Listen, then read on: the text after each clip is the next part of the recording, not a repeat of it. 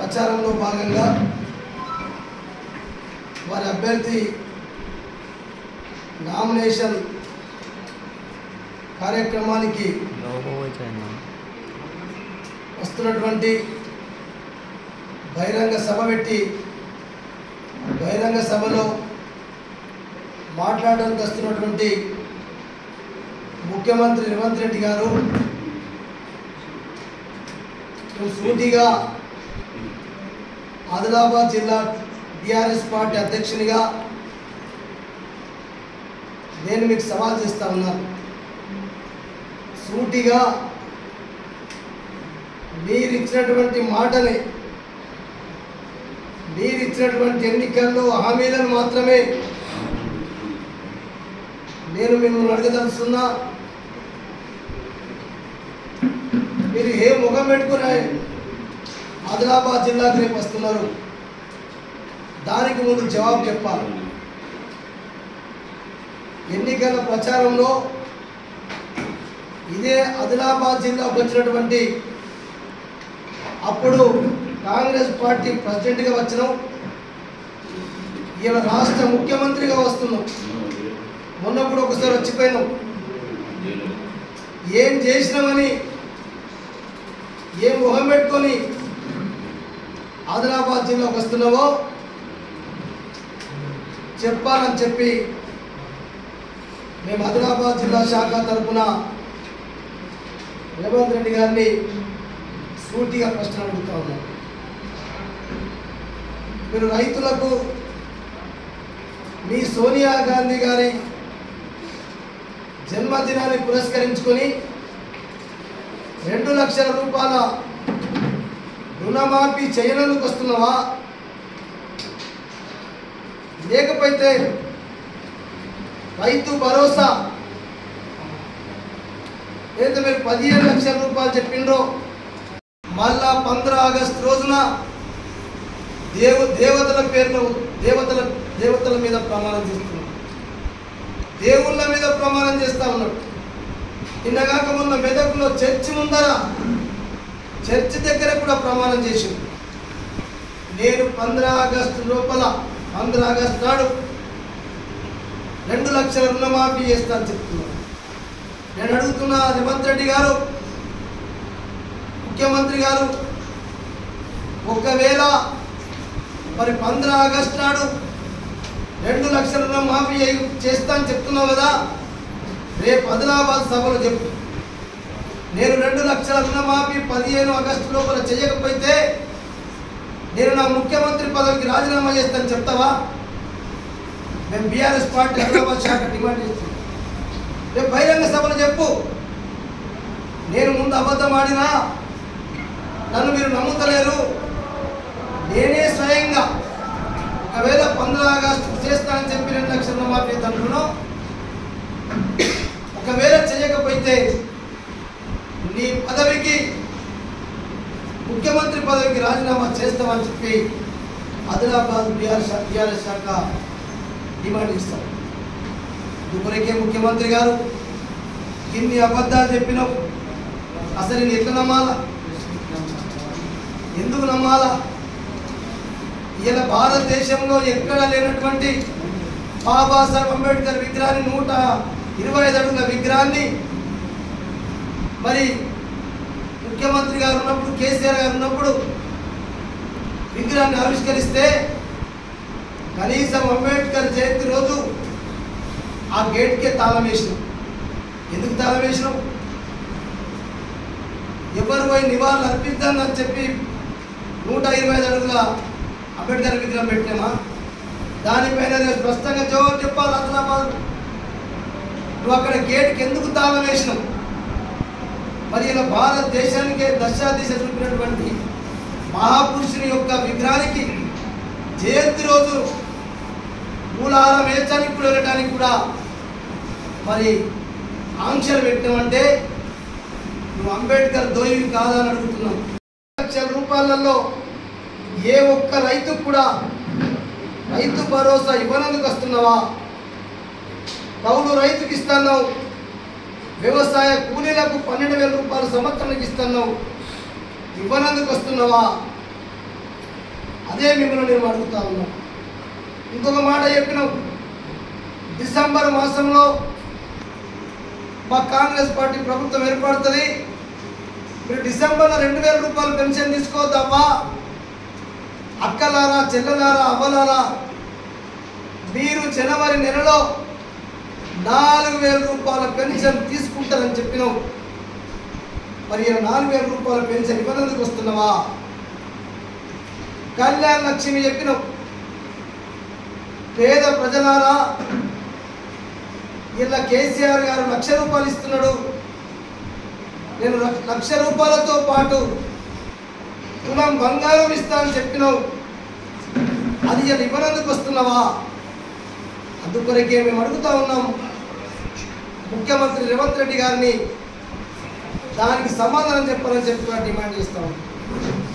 ఇది ఒకటే కాదు, ఈరోజు కనీసం మీరు ఏ హామీలు అయితే ఇచ్చిండ్రు, 6 గ్యారెంటీలలో మీరు చెప్పారు. అంటే 500 రూపాయల గ్యాస్ సిలిండర్ ఇస్తా అని చెప్పినాం, ఇవ్వనందుకు వస్తున్నావా అని అడుగుతున్నాం. 200 యూనిట్లు కాలుస్తే కరెంటు 0 బిల్ ఇస్తానని చెప్పినావు, ఇలా ఇవ్వనందుకు వస్తున్నావా? ఏ ముఖం పెట్టుకొని వస్తున్నావు? ఏమి చెప్తావు? రేపు ఆదిలాబాద్ ప్రజలకు అడుగుతా ఉన్నాం. రేపు నువ్వు ఏ ముఖం పెట్టుకొని ఆదిలాబాద్ మరి ఎంపీ అభ్యర్థికి ఓటు ఏమని చెప్పి ఏమడుగుతావు? ఎందుకు వెయ్యాలని చెప్పి ఈరోజు బీఆర్ఎస్ పార్టీ ఆదిలాబాద్ శాఖ నేను ప్రశ్నిస్తూ ఉంది. ముఖ్యమంత్రిగా మేము ఏమనొచ్చు? ఒక బాబాసాహెబ్ అంబేద్కర్ విగ్రహానికే పూలమాల వేయడానికి ఆంక్షలు పెట్టినామంటే అసలు నువ్వు భారతదేశ పౌరుడవా? భారతదేశ మరి ఒక రాష్ట్రానికి ముఖ్యమంత్రి అయినావు. నిజంగా మేము సిగ్గుపడుతున్నాం. అందుకొరకే రేపు ఖచ్చితంగా నేను ప్రజలందరికీ అప్పీల్ చేస్తా ఉన్నా, రైతులారా, రైతు కూలీలారా,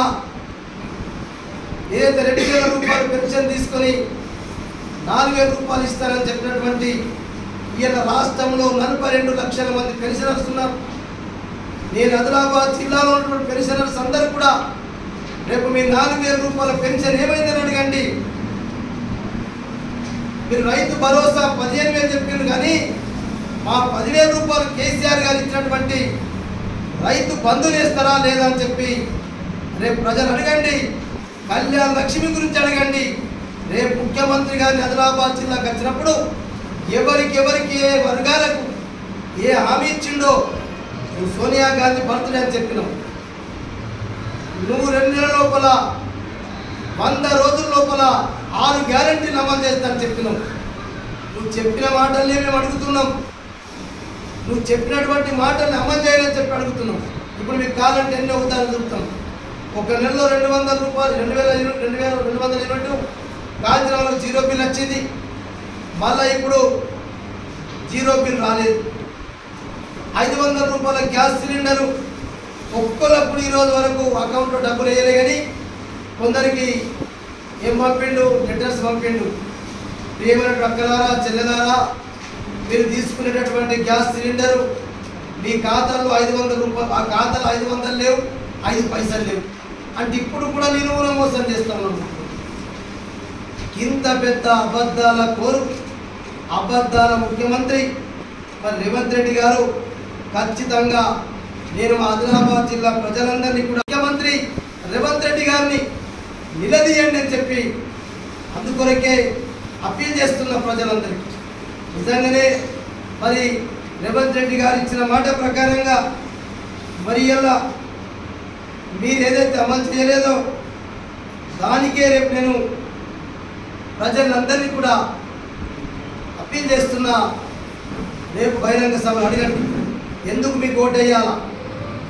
మీరు ఇచ్చినటువంటి మాట ఒక్కటి కూడా అమలు చేయనందుక, 100 రోజులలో 6 గ్యారెంటీలు చేస్తామని చెప్పి ఒక్కటి కూడా అమలు చేయనందుక, కేసీఆర్ గారి ప్రభుత్వం ఉన్నప్పుడు 7,500 కోట్ల రూపాయలు ట్రెజరీలు వేస్తే మరి మీ మంత్రులు మీ అందరు మంత్రులు స్వయంగా కాంట్రాక్టర్స్ ఉన్నారు కాబట్టి వాళ్ళ బిల్లు లేపుకొని ఇచ్చినందుక 7,500 కోట్లు కాజేసినందుక ఎందుకు కోటేనని చెప్పి రేపు అడగవలసిన అవసరం ఉందని చెప్తున్నాం. ఇక నిన్న ఏదైతే ఇంద్రవెల్లి ఘట్టం మనందరికీ తెలుసు, చంపిందే కాంగ్రెస్ వాళ్ళు. అమాయక ఆదివాసులను పుట్టన పెట్టుకున్నారు. వందలాది మందిని పుట్టన పెట్టుకొని అధికారికంగా ఒక 13 మంది చనిపోయిందని చెప్పి అధికారిక లెక్కనిచ్చింది. ఆ రోజు కూడా కాంగ్రెస్ పార్టీ ప్రభుత్వ హయాంలోనే కాల్పులు జరపడం, స్తూపం కడితే స్తూపాన్ని కూడా కూల్చేసింది కాంగ్రెస్ పార్టీ ప్రభుత్వమే. మళ్ళా స్వయంగా స్వచ్ఛంద సంఘాలందరూ కలిసి కట్టుకున్న స్తూపం. అప్పుడు కేసీఆర్ గారి ప్రభుత్వం తెలంగాణ వచ్చినాకనే అక్కడ ఆంక్షలు ఏం లేకుండా ఇలా 10 ఏళ్ల నుంచి స్వేచ్ఛగా ఆదివాసీ అమర వీరులకు జోరు అర్పించడానికి ప్రజలు స్వచ్ఛందంగా వెళ్తున్నారంటే అదొక కేసీఆర్ పుణ్యమని చెప్పాం. అందుకొరకే ఇవాళ నిన్న సీతక్క గారు మంత్రులు హంగామా చేస్తున్నారు. మీరు చేసిందే, చంపిందే మీరు. ఇప్పటికీ రక్త మరకలు ఉన్నాయి. మీరు ఆ స్తూపాన్ని కూడా టచ్ చేసేటటువంటి మీకు ఆ నైతిక హక్కు కూడా లేదు. మీరు పాపాలు చేసిండ్రు. ఇలా క్షమాపణ చెప్తే సరిపోదు. అందుకొరకే మీరు ఇలా తప్పకుండా రేపు రాబోయేటటువంటి పార్లమెంట్లో ఆదివాసులందరూ కాంగ్రెస్ పార్టీకి ఆనాడు చేసిన 1921 ఏప్రిల్తో దాదాపు 43 సంవత్సరాల క్రితం చేసినటువంటి ఘటన ఖచ్చితంగా రేపు పార్లమెంట్ ఎన్నికల్లో కాంగ్రెస్ పార్టీకి బుద్ధి చెప్తారు. మీరు యువ వికాసం కొరకు 5 లక్షల భరోసా కార్డు ఇస్తాను చెప్పి విద్యార్థులందరికీ విద్యా భరోసా కార్డు ఇస్తాను చెప్పి అది మనందుకు వస్తున్నావా? లేకపోతే రోజు అబద్ధాలు ఆడుతున్నావు. 30,000 ఉద్యోగాలు ఇచ్చింది గతంలో ఉన్నటువంటి ప్రభుత్వం, కేసీఆర్ గారి ప్రభుత్వం. రోజు లేస్తే అబద్ధాలు ఆడుతూ ఉన్నావు. ఆ కేటీఆర్ గారు కూడా ముందు చెప్పిండు, నీ కథ పెళ్లి చేసుకోకముందు పిల్లలు పుట్టినట్టు చెప్తా ఉన్నావు. నువ్వు ఒక నోటిఫికేషన్ ఇవ్వకపోతేవి, ఒక పరీక్ష పెట్టకపోతేవి, ఇవాళ గొప్పగా మేమేదో ఉద్యోగ అపాయింట్మెంట్ పత్రాలు ఇచ్చే ముందు నువ్వు వచ్చి ఇలా 30,000 ఉద్యోగాలు ఇప్పటికే ఇట్లని చెప్పి గొప్పగా చెప్పుకుంటున్నావు. అబద్ధాలు చెప్తున్నావు చెప్పి మరొకసారి ఆదిలాబాద్ ప్రజల్ని మోసం చేయడానికి వస్తున్నావు అని చెప్పి ఈరోజు రేవంత్ రెడ్డి గారిని ప్రశ్నిస్తాం. నిన్నగాక మొన్న చెప్తున్నావు బహిరంగ సభలో, నీకు భయం పుట్టుకొచ్చింది. ఇలా పార్లమెంటు సీట్లన్నీ కాంగ్రెస్ పార్టీ, బీజేపీ పార్టీ ఓడిపోతున్నాయి. ఇలా బీఆర్ఎస్ పార్టీ గెలుస్తుందన్నటువంటి భయంతో ఇలా నీ మహబూబ్ నగర్ జిల్లాకి ఎన్నిసార్లు పోయినావు?